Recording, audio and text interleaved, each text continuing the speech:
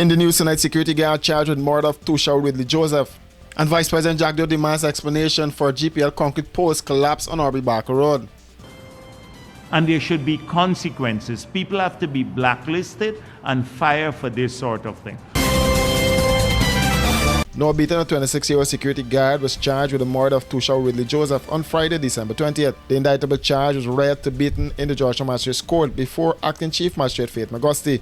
Beaton was not required to plead to the charge. According to a report, Joseph's lifeless body was found in a pool of blood on the floor of a room at the Signature Inn Hotel on Luluni Street, Queenstown, Georgetown. The Tushaw, a representative of the Middle Mazaruni District and an executive member of the National Tushaw Council, had traveled to Georgetown to attend a council meeting and checked in at the hotel the night before the incident. Beaton turned himself into the police and confessed to the crime, according to Crime Chief Wendell Blanham. According to the crime chief, Beaton told investigators that he had known Joseph for a number of years and alleged that the Tushaw was abusive towards him. Beaton wanted Joseph to apologize for past actions, which led to an altercation. Beaton admitted to fatally stabbing Joseph 19 times during the confrontation. Beaton, who resides in Ben Street, Working Ross, Georgetown, was remanded to prison. His next court appearance is scheduled for January 31st, 2025. Beaton was represented by attorney at law Bernardi Silva.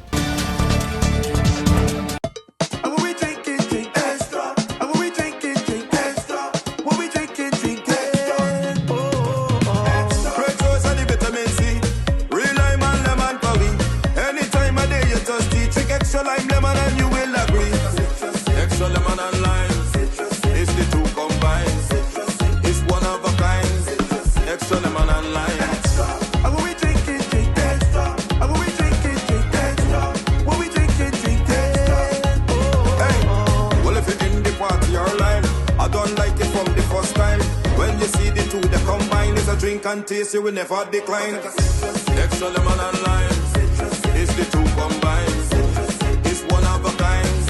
Extra lemon and lime. Extra lemon and lime. Taste the citrus in every sip.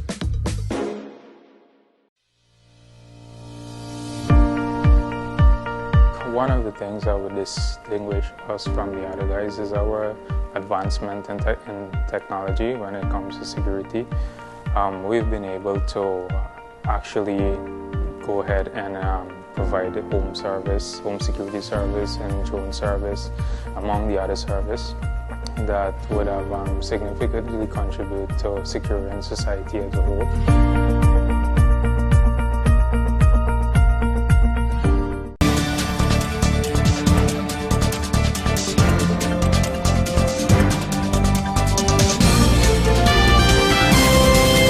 Vice President Barry Jagdeo stated that the Ministry of Public Works and the Guyana Power and Light Company must provide credible explanations for the collapse of GPL concrete poles last week on Aubrey Barker Road. The incident resulted in widespread power outages, affecting South and North Ramville for 2 days.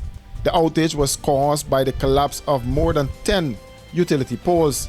Vice President Jagdeo stressed the need for accountability, noting that there must be consequences for the failures that lead to the collapse. Because someone, either the contractor didn't do their work properly, and if the contractor didn't do the work properly, they had to do this with the complicity of the person who's supervising the work.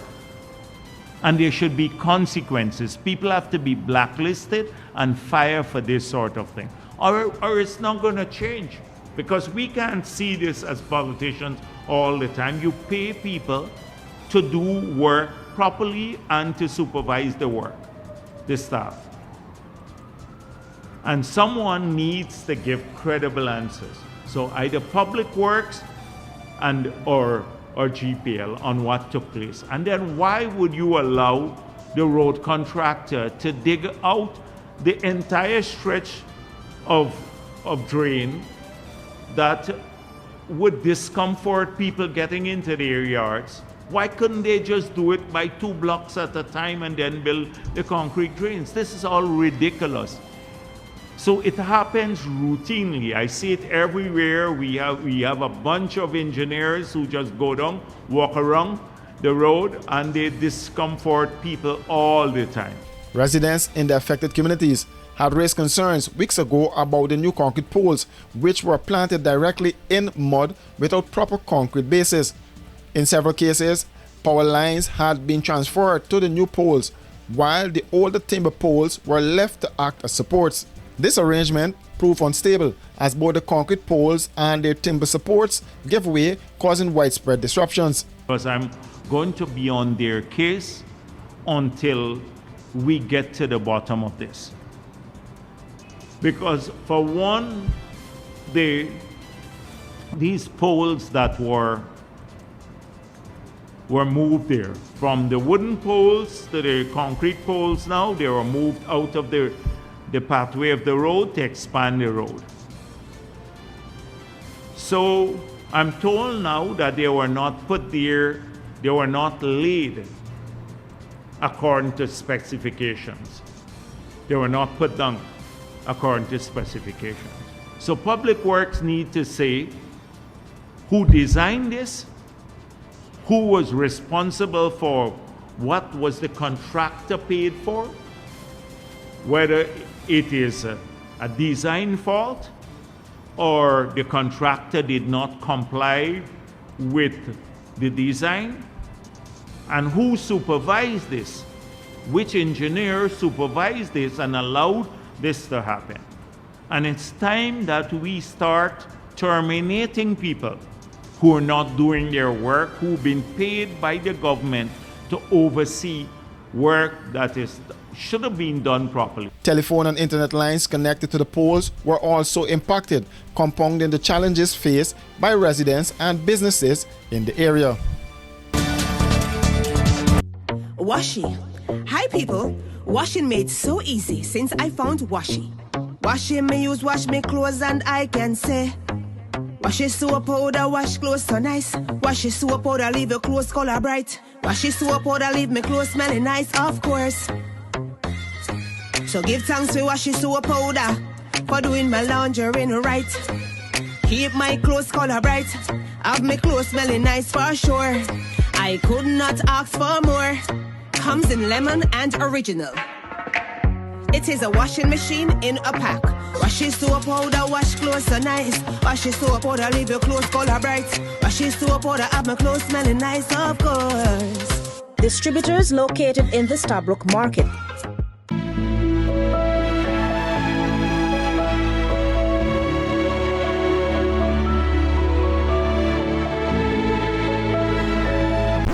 What are you doing? Igloo ice cream. You know it's good. The family of Ganesh Danraj, a 33-year-old man sentenced to 39 years in prison in order to receive 4 lashes for felonious wounding, has announced plans to appeal the sentence. Speaking outside the South Road court entrance, they expressed frustration, arguing that the punishment did not fit the crime. Justice for our brother. It's not fair for him to get life in prison. We gonna understand if he spend a couple years and serve his time, but not life imprisonment for lashes. We need justice. This is not a fair justice. Because people killing and murdering and walking the road free and never get life in prison. 20 years at most, not 39 years.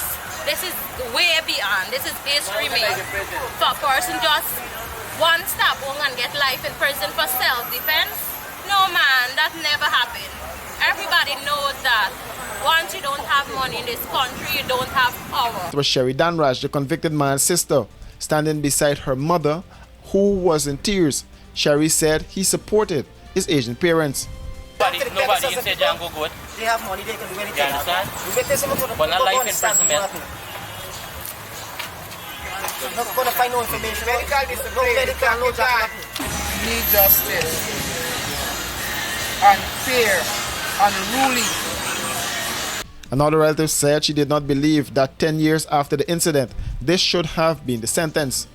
Danraj, then 23, stabbed Clinton Baburam, then 20, to the region of his groin. Danraj claimed that the incident stemmed from a fight which saw him defending himself.